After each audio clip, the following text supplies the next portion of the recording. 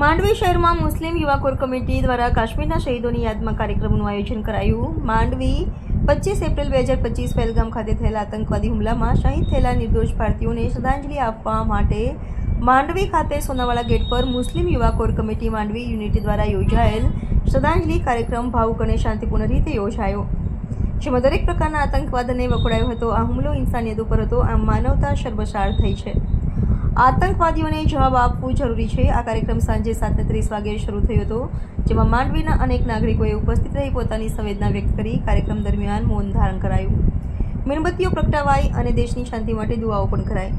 આ કાર્યક્રમનું સંચાલન મુખ્યત્વે કમિટીના સદસ્યો અબ્દુલ કાદરા સુમરા, અકબર મંધરા, આસિફ સુમરા, ઇબ્રાહિમ સુમરા, જાવેદ સુમરા તેમજ અન્ય યુવાનોએ ખૂબ જ શિસ્તબદ્ધ રીતે કર્યું.